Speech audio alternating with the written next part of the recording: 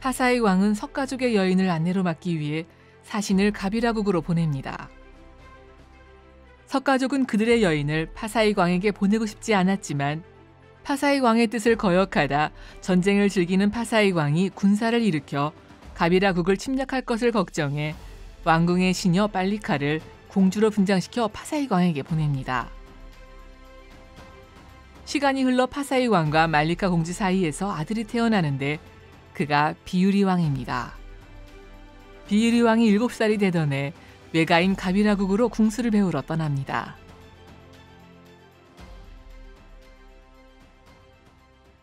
아이들은 외가에 오면 친척과 친구들 만날 생각이 한껏 들뜨죠. 외가에 와보니 모든 것이 신기했습니다. 우리 집에서 먹던 것보다 맛있네. 여긴 정말 멋지구나. 구경해 본 적이 없으니 두리번거리기 바빴죠. 그저 좋기만 했습니다. 어느 날 비유리 왕은 새 건물을 보고 너무 예뻐서 감탄하며 들어가 봤습니다. 아직 정식으로 문을 개방하지 않은 탓에 어린 비유리 왕은 엉금엉금 기어서 들어갔죠. 그를 따르던 나인들 중 체구가 작은 사람은 따라 들어가고 체구가 큰 사람들은 창가에서 지켜봤습니다. 안에는 돌덩이가 쌓여 있었고 다양한 보석이 붙어있는 단상과 보자가 있었습니다. 비유리 왕은 호기심에 기어 올라갔습니다. 이를 지켜보던 석가족 사람들이 소리쳤습니다. 꼬마야, 어서 내려와. 올라가면 안 돼. 하지만 비유리 왕은 왕자였으니 이렇게 대답합니다. 내려가지 않을 것이다. 여기가 좋구나. 그것은 보자란 말이다. 보자라면 더 못 내려가지. 내가 왕이다. 안 돼. 그것은 석가모니 부처님을 위해 특별히 만든 보자란 말이다. 아직 앉지도 않으셨다. 싫다. 내려가지 않겠다. 누구의 보좌에든 내가 앉을 것이다. 이렇게 신랑이가 오고 가자 점차 감정이 격해졌습니다. 그중 한 명이 말실수를 하고 말았죠. 왕은 무슨 왕이야. 지엄이가 우리나라 노비 출신인데 그 뱃속에서 나온 노비의 자식이 왕은 무슨 왕? 미천한 출신 주제. 당신은 계급 사회였으니까요.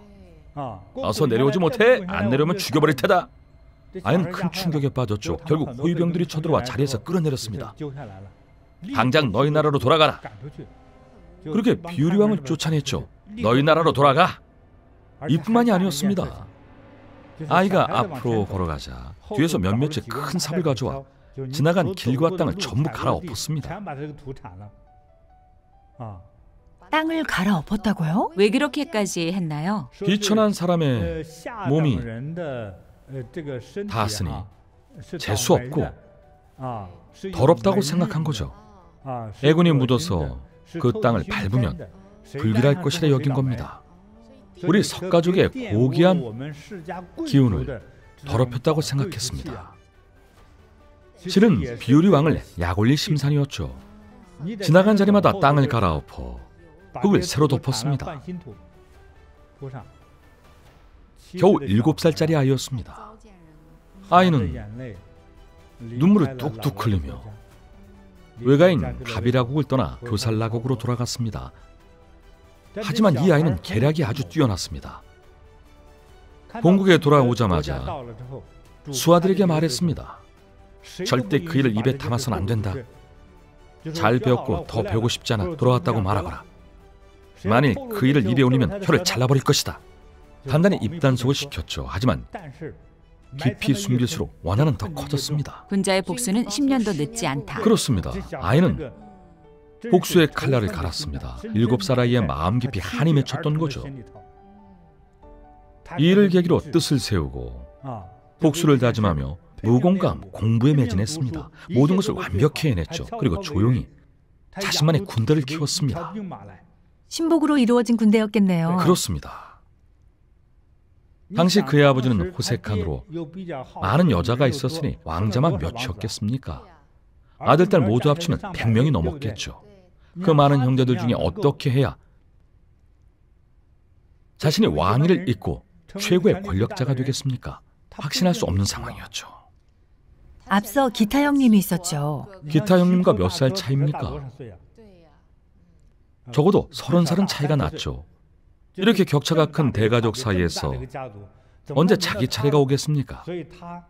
목표를 갖게 된 비유리 왕은 마음속에 큰 그림을 그리며 세상에서 가장 강력한 권력을 거머쥐기로 다짐했습니다. 반드시 복수해 이 치욕을 되갚아줄 것이다. 나를 모욕한 자들에게 피해의 대가를 치르게 하겠다. 그렇게 22살이 되었습니다. 그 시대에 22살은 지금의 40살과 비슷했습니다. 당시엔 남자가 12살이 되면 결혼을 하고 22살은 이미 중년이나 마찬가지였습니다. 당시에는 30살이 되면 대부분 생을 마감했고 평균 수명이 20살도 채 되지 않았으니까요. 그러니 22살이면 이미 성숙한 나이였죠. 22세가 되었으면 기회를 찾기 시작했겠네요. 기회를 찾기 시작했겠어요. 그러게요. 위로 왕자인 형제들이 엄청 많았다잖아요. 만에 하나라도 파사익 왕이 말리카 왕후가 고귀한 귀족 출신이 아니었다는 사실을 알게 되면 파사익 왕의 마음도 바뀌게 될 테니 왕위는 꿈도 못 꾸겠네요. 금방 생각을 바꿨겠죠. 그래서 그 일을 비밀로 했던 겁니다. 정말 속이 깊군요. 아주 속이 깊었습니다. 그 원한을 마음 깊이 묻어두었습니다. 22살이 될 때까지 참았습니다. 아주 치밀한 계획을 세웠고 자기 사람들을 곁에 모아뒀습니다. 왕자이기 때문에 따르는 자도 적지 않았죠. 수십 명의 왕자들과 경쟁하면서 어떻게 왕위를 손에 넣었을까요? 비유리 왕은 강수를 뒀습니다. 어떻게 했나요? 부친은 국왕이니 시차를 자주 다녔겠죠. 부친과 친어머니가 시차를 간 틈을 타서 그동안 키운 뛰어난 병사들을 이끌고 나섰습니다. 왕이 자리를 비운 틈을 타서 왕을 후회하던 무사들과 권력자들을 전부 죽여버렸습니다. 정변이군요. 정변을 일으켰습니다. 군사정변이네요. 그렇습니다.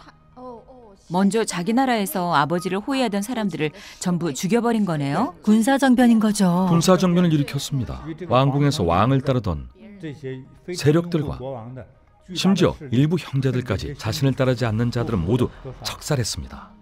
그리고 성문을 닫아 걸고 부모님이 돌아오지 못하도록 했습니다. 성문을 열지 않았습니다. 새로운 왕이 탄생했으니까. 게다가 부하를 보내서 부모를 죽이라고 시켰습니다. 세상에. 복수를 위한 것이었습니다. 그의 부모는 쫓기는 길에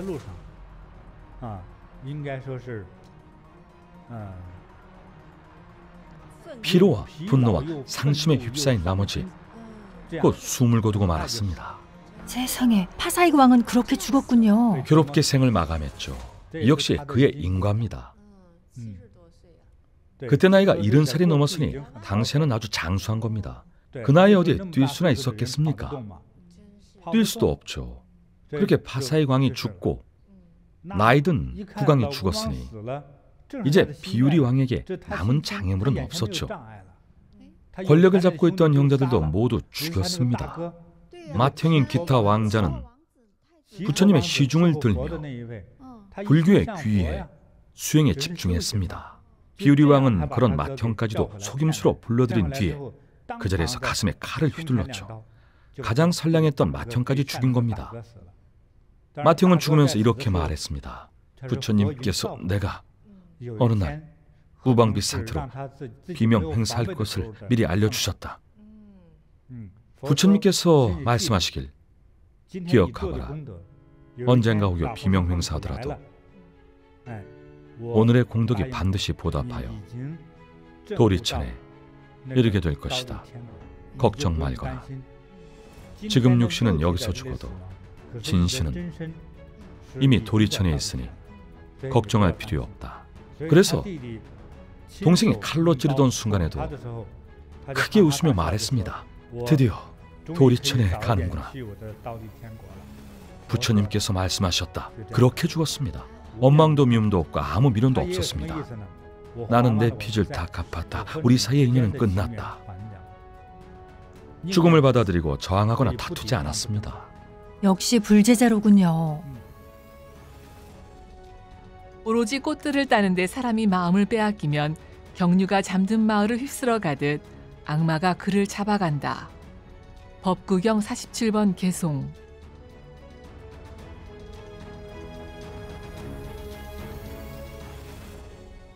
아직 끝이 아닙니다. 이건 비유리 왕의 왕위 찬탈 과정일 뿐입니다. 비유리 왕은 즉위 후 죽일 사람은 모두 죽이고 모든 병사를 휘하여뒀습니다. 누가 왕이 되든지 왕위를 놓고 패권을 쥐면 복종해야 합니다. 이제 복수의 시간이 다가왔습니다.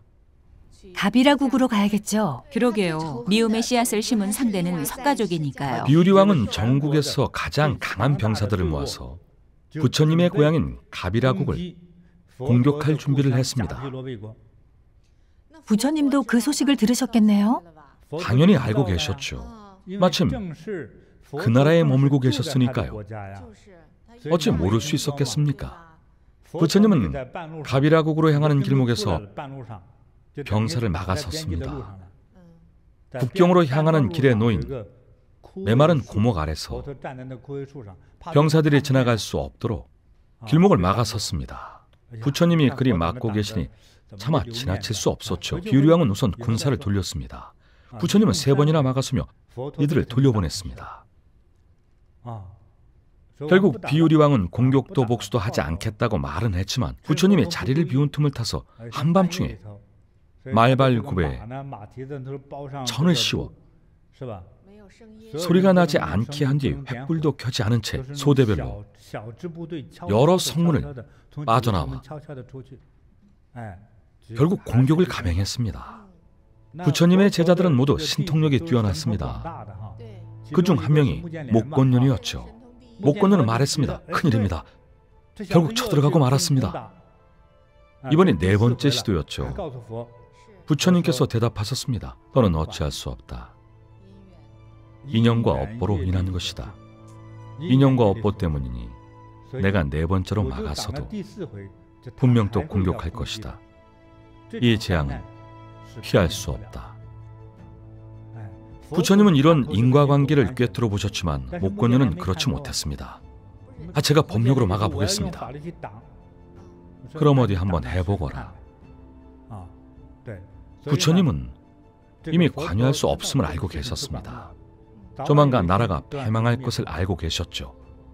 비유리 왕과 병사들은 몰래 가비라국으로 들어갔습니다. 성에 들어갈 때는 거짓으로 성문을 열게 해서 한 명도 죽이지 않았지만 성에 들어간 뒤에는 가비라국의 문지기들을 소리 없이 죽였습니다. 옛날엔 총도 쏘지 않았으니 큰 소리가 날 일이 없었죠. 가비라국의 병사들은 모두 한참 깊은 잠에 빠져 있었습니다. 모기들은 무기고에 넣어둔 채였죠. 전쟁의 낌새가 없었기 때문에 병사들은 모두 자다가 생포되어 포로로 잡혔습니다. 3만 명의 병사가 사로잡혀 성 전체가 한순간에 점령되고 말았습니다. 비유리 왕은 속이 후련했습니다. 10년 넘게 기다린 통쾌한 복수를 이제야 이루었다. 아주 기쁘구나. 멍청한 신하들을 전부 잡아들이고 국왕도 잡아다. 무릎을 꿇려라. 2손을 머리 위로 올려라. 너희들은 포로이니 내가 혼쭐을 내주겠다. 어떻게 너희들을 괴롭혀 죽여야 내 마음에 한이 풀릴지 고민이다. 온갖 방법들이 튀어나왔습니다. 어떤 이는 이런 제안을 했습니다. 3만 병사들 모두 용맹한 전사들이니 다리는 전부 땅에 묻고 상반신은 발가벗겨 800마리 코끼리가 밟고 지나가게 하시죠. 코끼리가 이들을 발로 밟아 짓이겨 죽이도록 하십시오. 너무 잔인해요. 수박 밟듯이 밟는 겁니다. 세상에 너무 악랄하네요. 당시 가비라국 백성들은 어떤 상태였겠습니까? 벼랑간 하늘에서 재앙이 떨어진 듯 했을 겁니다. 너무 끔찍하네요. 왕은 한밤중에 자다 말고 사로잡혔습니다. 당시 국왕은 마나마 왕이었습니다. 얼마나 고통스러웠겠습니까? 마나마 왕이 말했습니다. 그래도 내가 외조부 아니냐? 여기 있는 모두가 너의 친척 아니더냐? 다 어른들이 아니냐? 이런 하극상이 말이 되느냐? 헛소리. 그때 너희가 나를 어찌 대했느냐? 왜 나를 우롱했느냐? 네 어미는 노비였다. 그것이 사실이다. 틀린 말을 한 것은 아니다. 너희는 내가 걸은 길을 갈아엎지 않았느냐? 나를 노비라고 하지 않았느냐? 보좌에 오르지도 만지지도 못하게 하지 않았느냐? 오늘 내가 전부 박살을 내주마. 또 막을 테면 막아봐라. 오기로 가득 찬 상대에게는 아무 말도 통하지 않았습니다. 왕이 말했습니다. 알겠다. 내가 무릎을 꿇고 머리를 조아리겠다. 어쨌든 외손자인 너에게 마지막 부탁이 있다. 결국 나는 죽을 것이 아니냐. 이미 이렇게 많은 사람이 네 손에 죽었다. 3만 대군은 코끼리가 도착하기 전까지 아직 살아있는 상황이었죠. 저 옆에 큰 연못이 보이느냐? 내가 먼저 죽게 해다오. 내가 저기로 뛰어내릴 테니 내 시체가 떠오르면 그때 사람들을 참해도 늦지 않을 것이다. 시간을 벌려는 생각이군요. 그렇습니다. 시간을 벌어야 했습니다. 어떠냐? 좋다. 재차 강조했습니다. 내가 뛰어내린 뒤 시체가 떠오르기 전까지는 내 백성과 병사들이 도망갈 수 있도록 쫓지도 말아야 한다. 비유리 왕이 대답했습니다. 그래봐야 몇이나 도망치겠는가? 늙은 왕이 물에 빠지면 금세 죽을 테니 5분이면 시체가 떠오르지 않겠습니까? 좋다. 그렇게 하지. 도망쳐봐라. 시체가 떠오를 때까지 기다려주마. 왕은 연못으로 몸을 던졌습니다. 과거 인도인들은 중국인과 마찬가지로 머리카락을 자르지 않고 길고 긴 머리카락을 보면 나이를 알 수 있었습니다. 연못으로 뛰어든 왕은 집안의 연못을 잘 알았기에 연못 바닥에 있는 고목뿌리에 자신의 머리카락을 묶었습니다. 그러니 떠오르겠습니까? 비유리 왕은 발을 동동 굴렀습니다. 어찌 안 떠오르는 것이냐? 이 노인네가 물속에서 숨을 꽤 참는 모양이구나. 병사를 보내 연못을 살폈습니다. 결국 왕이 머리카락을 나무 뿌리에 묶어놓은 것을 알았습니다. 속았구나. 어서 전부 죽여라. 이미 30분은 좋게 넘은 시간이었죠. 최소 몇천 명은 도망쳤습니다. 몇천 명의 석가족이 가까스로 목숨을 부지했습니다. 다들 사방으로 흩어졌습니다. 도망친 자는 쫓지 않기로 약속했으니 남은 사람들은 모조리 죽였습니다. 학살이네요. 학살입니다. 온 나라가 그의 손에 무너졌고 왕도 죽었습니다. 가비라국의 땅은 교살라국이 차지했습니다. 전쟁이 끝나자 속이 후련했습니다. 드디어 마음속 한을 풀었으니까요. 그러면 그 목건녀는요? 구하러 가겠다고 하지 않았나요? 사람들을 구했나요? 목건녀는 부처님처럼 꿰뚫어보지는 못했습니다. 신통력은 뛰어나도 어디까지나 제자였죠. 목건녀는 자신의 법력과 바리떼를 사용했습니다. 저는 천국에서 3만 병사를 전부 바리떼에 넣겠습니다. 비유리 왕이 죽이려는 3만 병사를 모두 바리떼 안에 넣어 수미산 틈새에 숨겨 보호하겠습니다. 천계에 어느 곳이든 숨겼다가 훗날 전쟁이 끝나면 그들을 다시 돌려보내겠습니다. 본인 생각에는 이들을 바리떼에 잘 넣은 것 같았죠. 부처님께서 말씀하셨습니다. 너는 무엇을 하였느냐? 바리떼에 3만 명을 숨겼습니다. 저기를 봐라. 비유리 왕이 돌아오는 것 같구나. 바리떼 안이 어쩐지 한번 봐라. 안을 들여다보니 피물이 가득했습니다. 전부 죽은 겁니다. 인과의 업보가 이곳에 모였으니 일어난 일은 반드시 일어나는 법입니다. 반드시 일어납니다. 신통력을 써도 업보를 막을 수는 없네요. 그렇습니다. 세존이시여, 잎이 무성한 나무숲을 놓아두고 어찌하여 말라버린 고목 밑에 계십니까? 비록 7그루의 무성한 나무 그늘이 있다 해도 무성함이 어찌 영원하겠습니까? 나는 가시나무 밑에 앉아도 편안하기만 합니다. 친족이 다치는 것이 가엾기 때문입니다.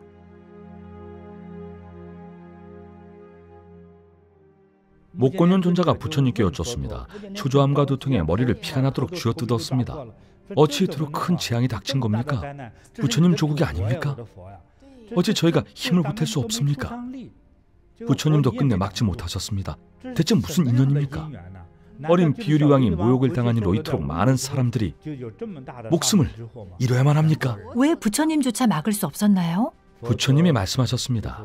나는 진작 알고 있었다. 어째서 다시 붙잡지 않고 붙잡을 수도 없다고 하셨을까요?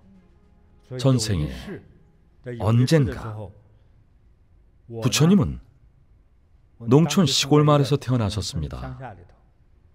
그러던 어느 해 큰 비가 내려 마을에 있던 큰 저수지에 물고기가 가득 차게 되었습니다. 마침 흉년이었던 터라 마을 사람들은 저수지의 물고기를 먹으려고 아주 열심히 물고기를 잡았습니다. 그물을 던져 끌어올리고 잡다 보니 결국 저수지 안에 물고기들이 씨가 말라버렸죠.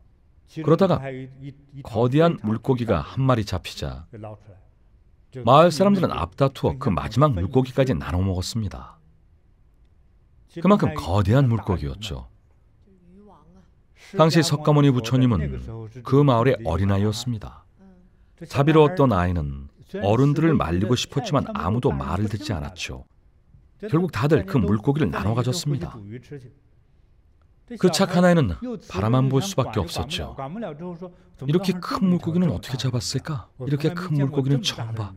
2, 3m는 넘어 보이고 머리와 비늘이 어쩌면 저렇게 형형색색으로 아름다울까? 아이는 호기심에 손으로는 못 만지고 막대기로 머리를 3번 두드렸습니다. 때린 것이 아니라 호기심에서 그랬던 거죠.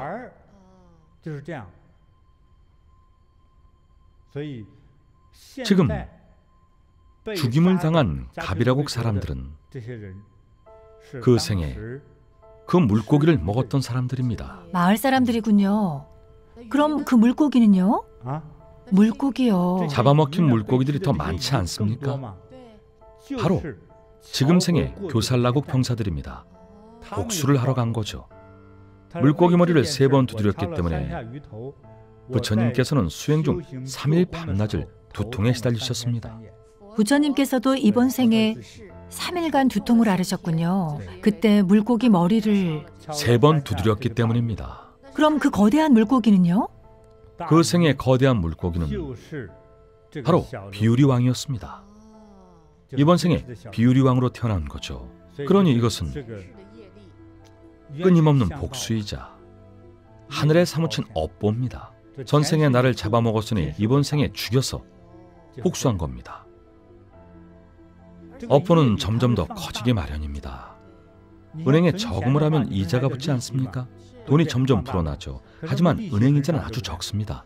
예금의 이자는 적어도 빚의 이자는 날로 불어나죠. 고리대금이군요. 엄청난 고리대금이죠. 가볍게 3번 건드렸을 뿐이지만 잡아먹힌 물고기의 원한이 너무 커서 공덕이 무량한 부처님조차 3일간 두통을 앓았습니다. 잡아먹힌 그 물고기들은 전생의 빚을 받으러 다시 태어났습니다. 그 물고기 떼가 교살라국의 왕과 병사로 환생해 무참한 공격과 잔인한 학살을 저질렀던 겁니다. 이것이 바로 인과의 업보입니다. 이것이 바로 부처님께서 보신 전생과 여러 생에 걸친 인과였군요. 그럼 이번 생으로 본다면 비유리 왕이 어렸을 때 당한 모욕은 그 생에서 직접 인과로 나타났고 과거 전생의 인과가 한데 모여서 이렇게 엄청난 사륙으로 불어났네요. 부처님조차도 막을 수 없을 정도로요. 뿐만 아니라 전반적으로 본다면 이 업보는 정말로 어떻게 해도 피할 수가 없었네요. 파사이 왕부터 시작해서 석가족 공주를 욕심냈을 때부터 그 생각 자체가 선하지 않았으니까요. 맞습니다. 그 많은 나이에 이미 후궁들도 많았으면서 음흉한 생각으로 석가족 공주마저 데려왔습니다. 이 일로 인해서 결국 노비 출신을 왕비로 맞이했습니다.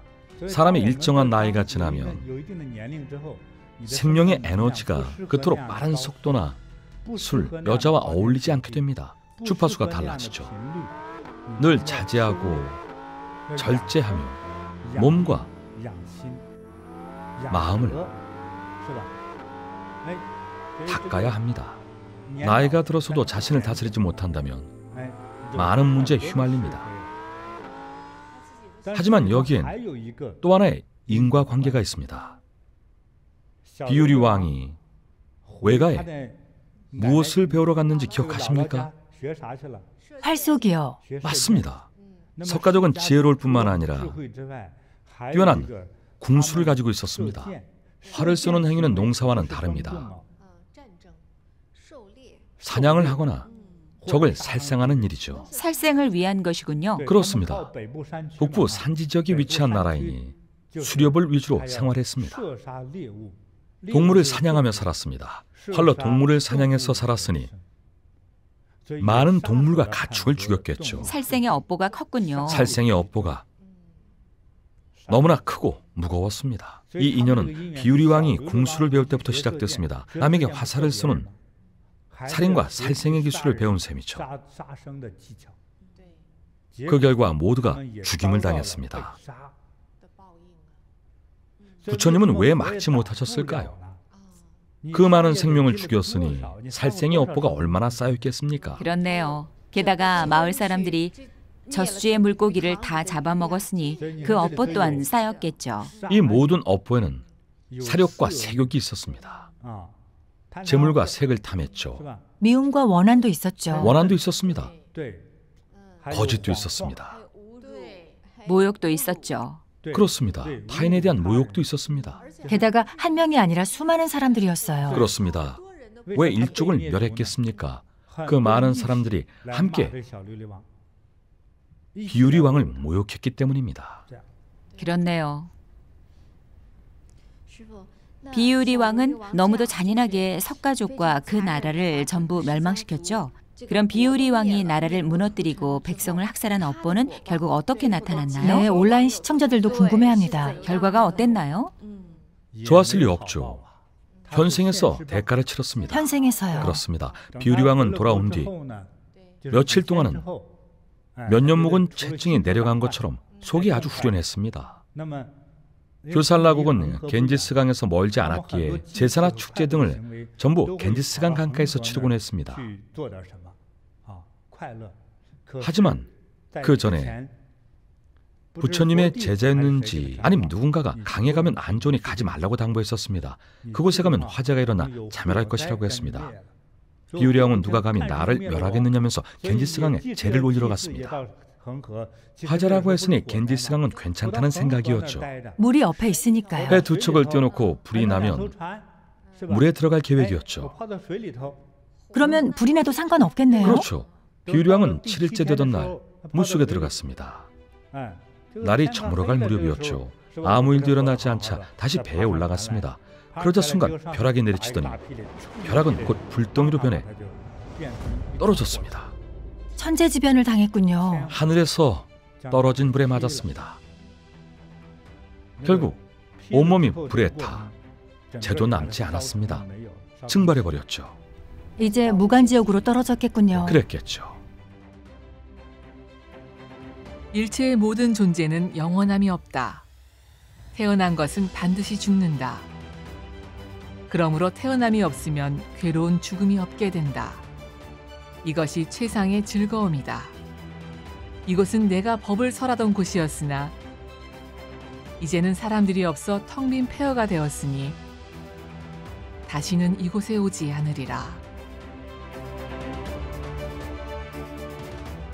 듣기만 해도 마음 아픈 이 사건은 부처님이 계시던 시대에 부처님이 당시 현세에서 겪으신 가장 참담한 사건이었습니다. 실제 일어났던 일이죠. 부처님의 일화를 이야기할 때 늘 부처님의 광명만 강조하거나 부처님의 힘만 강조할 수는 없습니다. 늘 좋은 말만 하거나 애매한 말만 하거나 현실과 동떨어진 말만 해서는 안 됩니다. 석장으로 귀적기만 해도 우물이 솟았다거나 3번 두드렸더니 사찰이 나왔다는 등 이런 말도 안 되는 이야기를 전해서는 안 됩니다. 우리는 사실만을 전해야 합니다. 물론 오늘 이 내용은 부처님께서 직접 겪으신 역사이자 충분히 이해할 수 있는 내용이죠. 즉 중생들이 충분히 알아듣고 생각할 수 있는 내용입니다. 물론 이런 일화들은 아주 신성한 이치를 일깨워줍니다. 선은 아무리 작아도 반드시 행하고 악은 아무리 작아도 반드시 멀리하라. 우리 자신의 마음을 잘 다스리고 입과 손과 발을 단속하여 함부로 행동하지 말고 스스로 먹을 양을 통제할 수 있어야 합니다. 이런 자각을 일깨워야만 삶의 고통과 질병을 줄일 수 있습니다.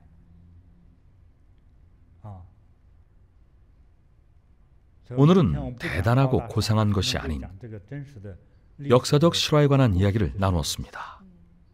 여러분도 여러 번 곱씹어 보면서 명심할 내용을 잘 새기기 바랍니다. 감사합니다, 스승님. 오늘의 이야기를 통해 깊은 교훈과 깨달음을 얻었습니다.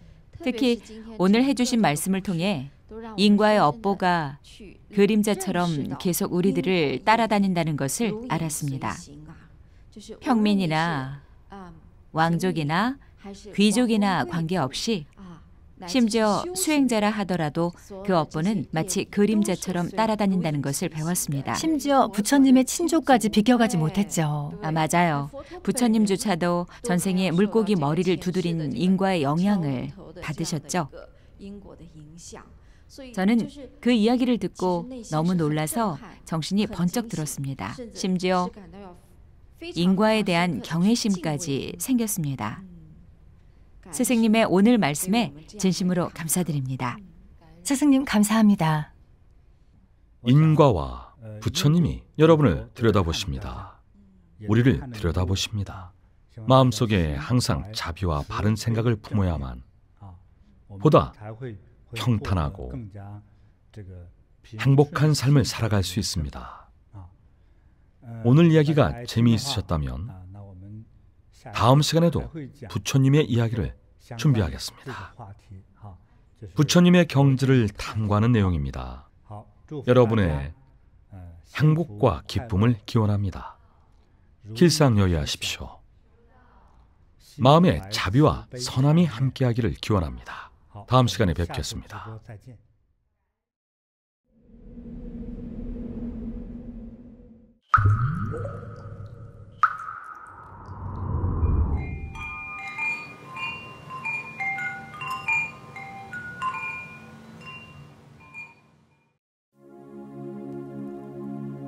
大慈大悲的佛陀，天地间最尊贵的觉者，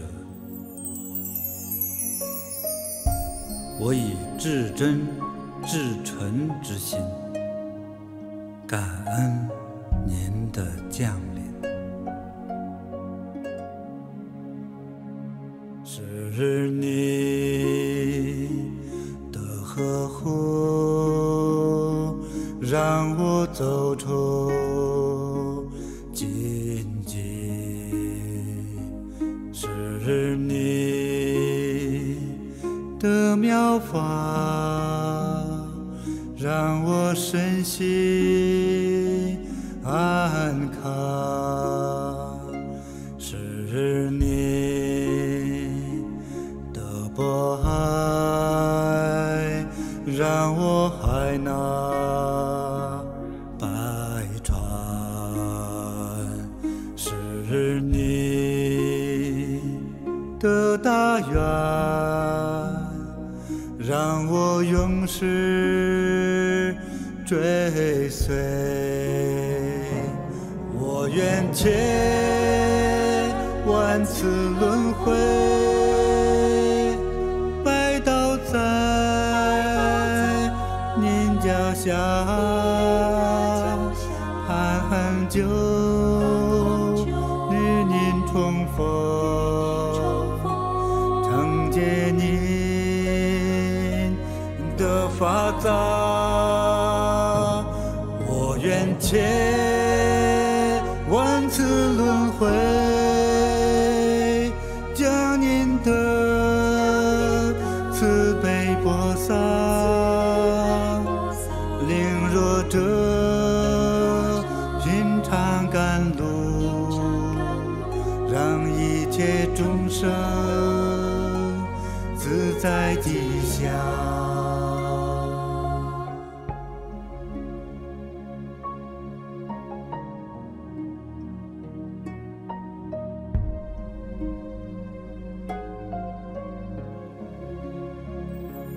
是你的目光让我看透真相，是你的庄严让我勇于承担，是你为的让我告别懦弱，是你的教化让我得以觉醒，我愿千万次轮回，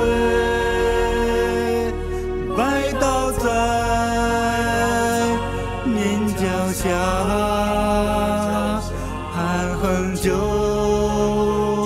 与您重逢，承接您的法藏，我愿千万次轮回，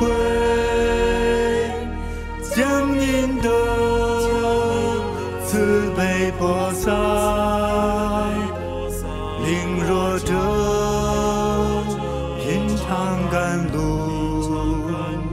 让一切众生自在吉祥。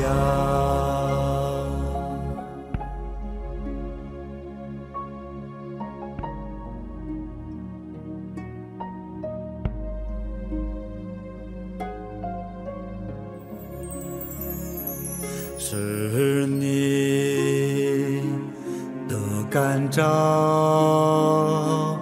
让我迷途知返，是你的智慧让我愚顽顿开，是你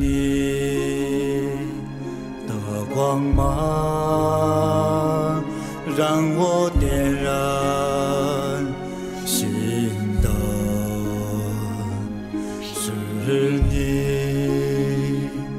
的慈悲护佑天下太平，我愿千万次轮回，